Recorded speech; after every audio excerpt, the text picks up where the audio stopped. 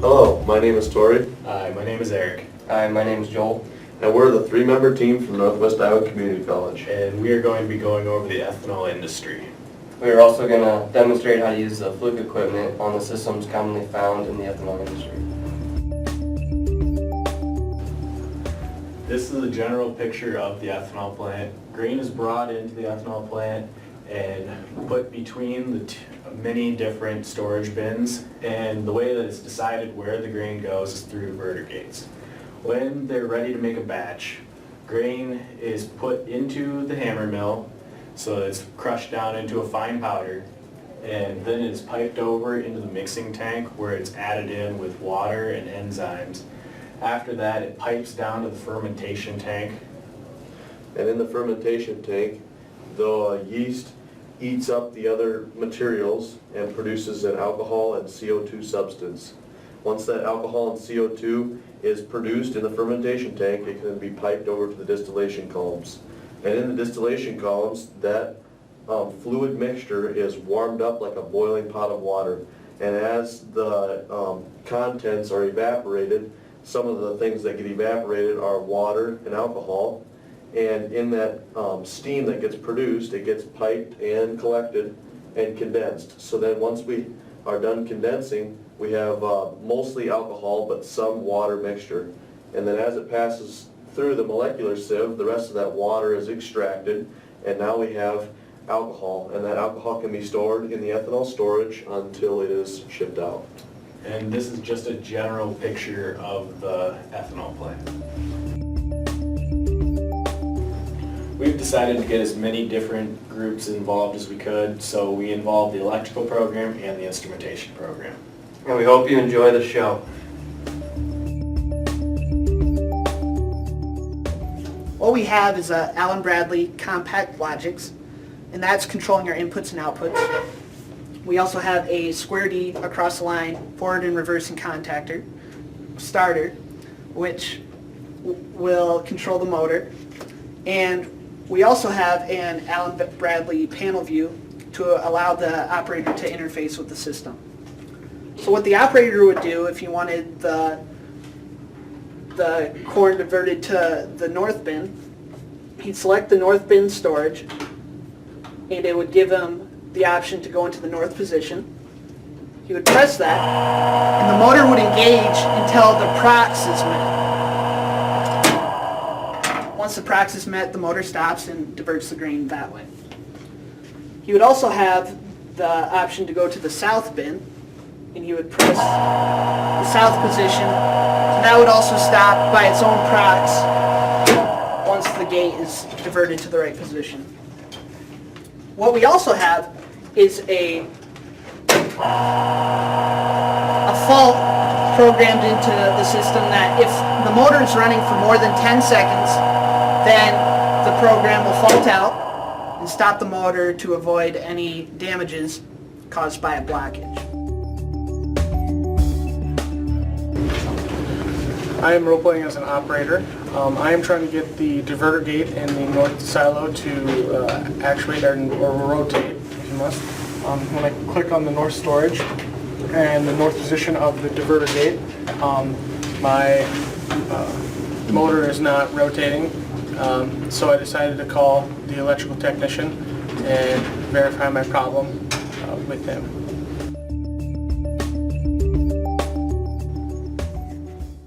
I'm the electrical tech called to the site when the operator has an issue. And the first thing I'm going to do is connect to the compact Logix through an Ethernet cable to my computer so I can see what's happening real time with the program.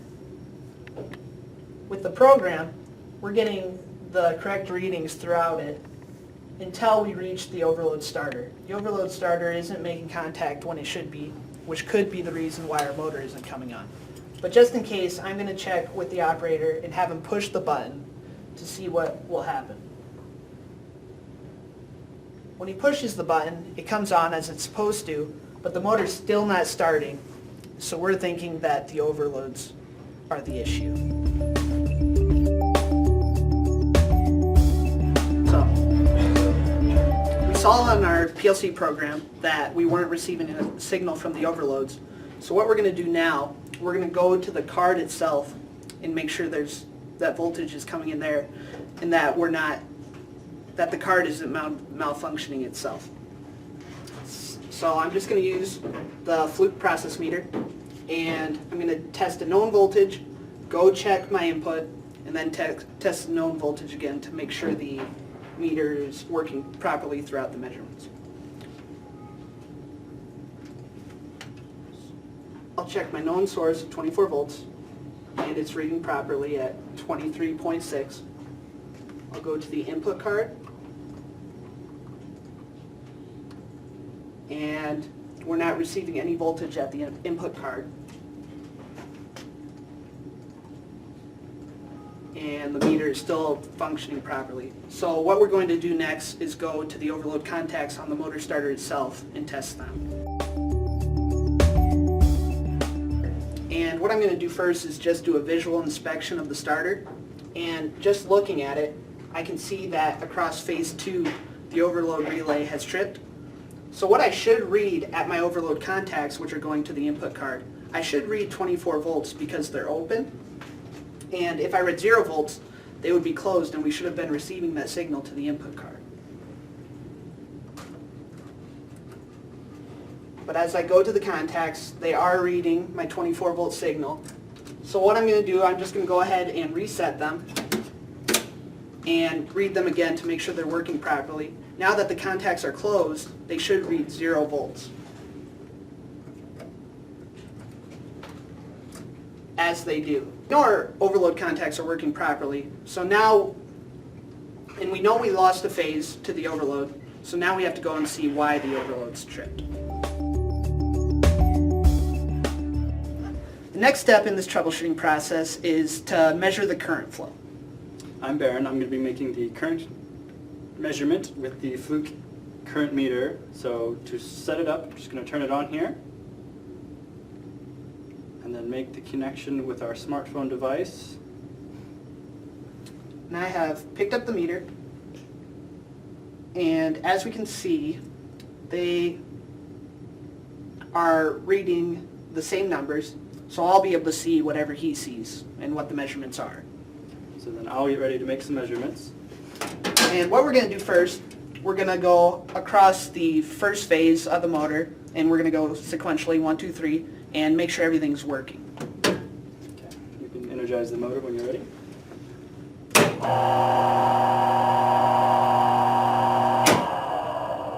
What we saw was that the motor through phase 1 was actually drawing 150% of the FLA, or full load amps, which is a problem because you want it to just draw the full load amps and not too much more. So Go ahead. we're going to check the second phase. Go ahead and energize the motor when you're ready.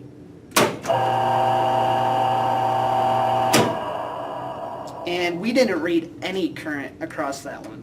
So we're going to go ahead and check the third one.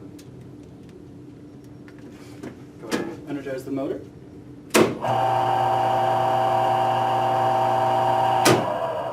And again, across the third phase, we read 150% of full load amps. So what that tells us is that we've lost a phase. So we're going to have to take a couple more measurements to see why that's happening. Our next step in the troubleshooting process is to verify incoming power and that our fuses are good. And we're mostly concerned with L2. So I've already made the electrical connections after following our lockout tagout procedure. I've verified that our meter is working and we're synced up to our smartphone. So all that's left to do is to energize the motor. And we see that we are reading the appropriate 240 volts. Next step is to verify the output of the starter to make sure the load contacts are working. So I've already made my electrical connections and we synced up to the smartphone. So all that's left to do is to energize the motor starter. And start the motor. And we're getting the appropriate 240 volts. So now we're going to go check that the motor is getting power itself.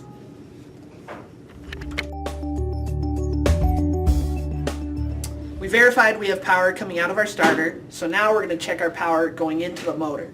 And I've already made my electrical connections and we followed lockout tagout procedure. So I'm going to energize the motor. and I'm going to start the motor. And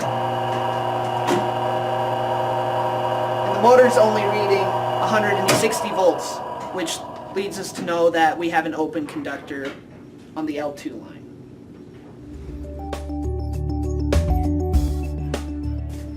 So we know we have power coming out of the starter, but it's not making it to the motor. And the only thing in between those two things is a junction box. So we're going to go ahead and check that. So I've locked out all the power already, so I'm going to open the enclosure, do a visual inspection, and I believe I found the problem. So this is what I found in the junction box.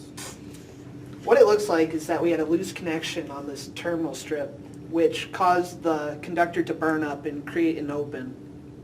So we're going to go ahead and replace this terminal block and put it back into service.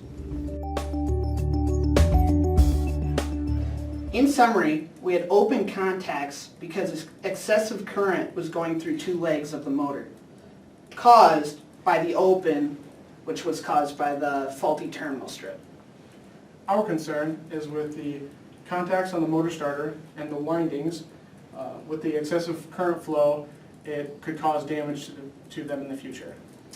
Our recommendation is to create a PM that would take resistive readings of the contacts, resistive readings of the windings within the motor, a vibration analysis of the motor running, and thermal imaging of the junction box and any terminating points.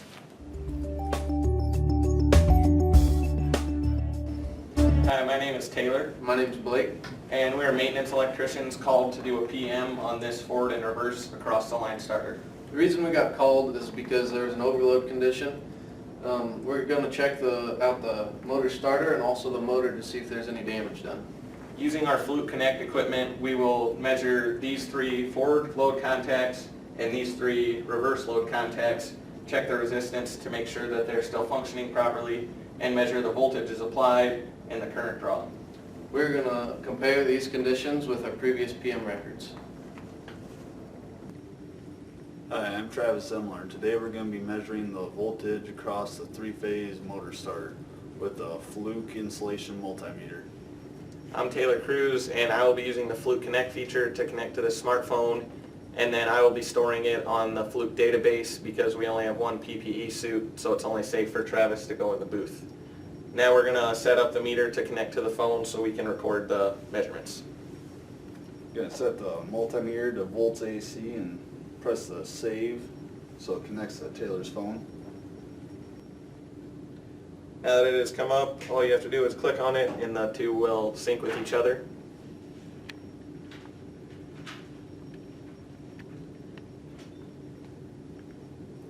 Now Travis will get in put his mask on so he can take the measurements.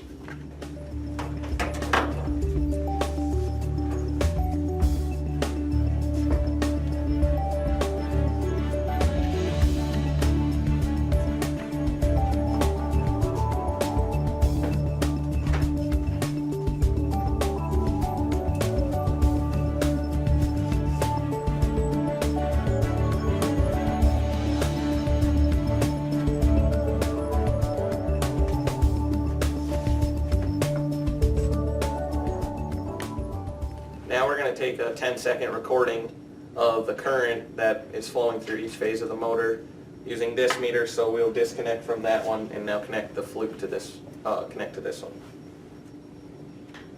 Now that that one is off, we can turn this one on and connect it to the phone.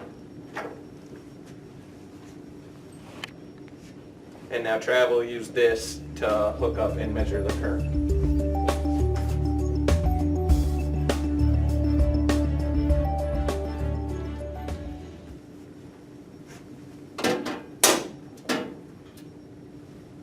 I'll start my recording and then we'll turn the motor on and monitor it for 10 seconds to see if there's any rough spots which would cause a spike in current and make a changing value. Now that it is shut off, we'll save this again to a design folder under the north diverter gate for line 1 current. And now Travis will move it and we can do the line 2 current to monitor that also.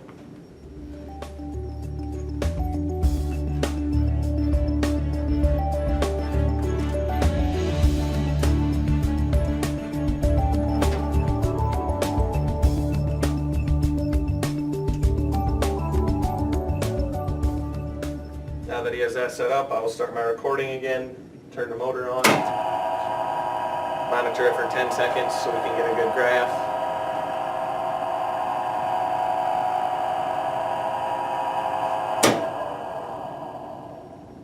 Now that it's shut off, I'll save that again and Trav will move it to line 3. We'll repeat the process one last time.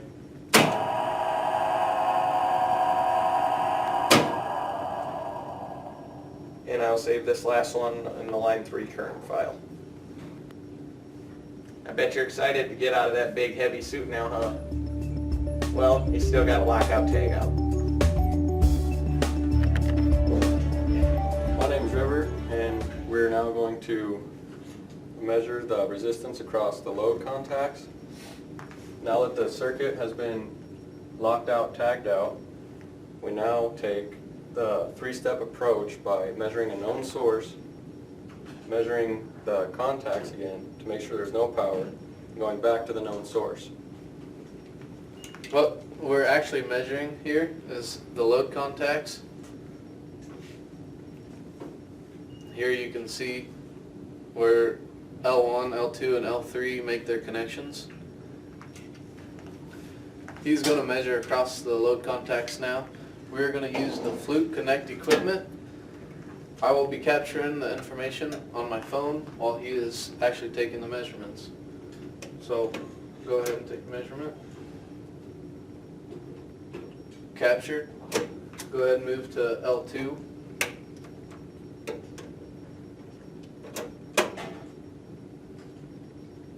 Captured. Now go ahead and move to L1.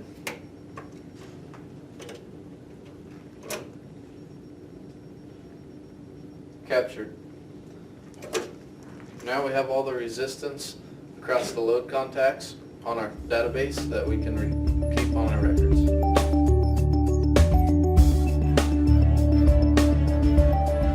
Part of the PM that we were assigned to do on our Fluke app was to do a vibration analysis on the motor. We're going to accomplish that by using the Fluke 805 SC, which is the vibration meter.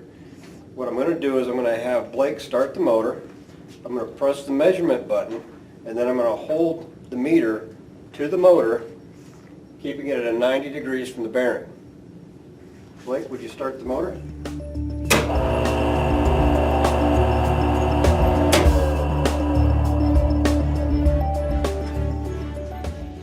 The meter took the readings, the light on the bottom of the meter turned green, and then it displayed the reading. And now with that information, you can click save, send it to the phone, and we can do an analysis on our later recordings. The PM on this motor on the north diverter gate tells us that we need to do an 8-hour temperature analysis. I'm Guy. I'm going to be doing the temperature analysis with the Fluke T3000 FC. I'll go through the procedure of hooking it up. The probe is already connected to the north diverter gate motor, and we hook up the probe. It does have a negative and positive polarity on the plug-in. What we're going to do is we're going to set this up to log for 8 hours.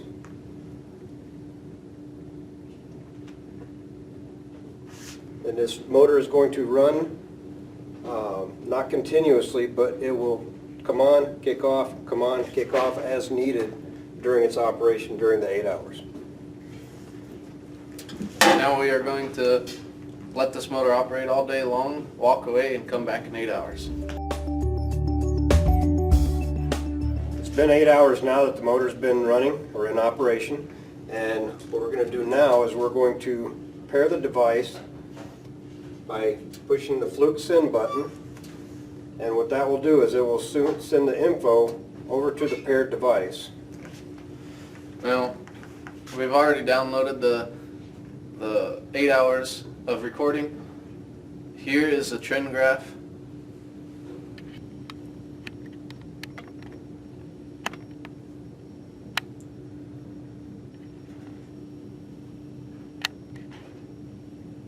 And as you can see, throughout the 8 hours, the motor did get significantly hotter throughout the day. In summary, we did the preventative maintenance on the forward and reversing across the line starter for the north diverter gate. What we checked was the voltage coming into the motor starter. We checked the current coming out. We also checked the resistance values across the load contacts. We checked the vibration at the motor. We also did an 8-hour temperature test on that same motor, and we megged it out to see how the resistances and the windings were, and we did thermal imaging on some of the boxes around the area. In conclusion, we need to change the line 2 load contacts on the starter, but we'll just be changing all 6 instead. And also, the motor windings had changed in resistance value from our last preventative maintenance, and it had a higher vibration, so we'll be consulting with some experts and other technicians to see what we need to do to solve it. We'll see you in 6 months when we do our next P-in.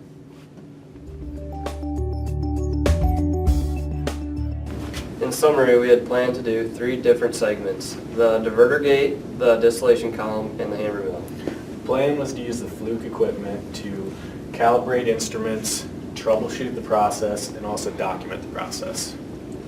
Due to the length of the video, we have decided to remove some of the distillation material. But we hope you enjoyed this video. And see you in Seattle.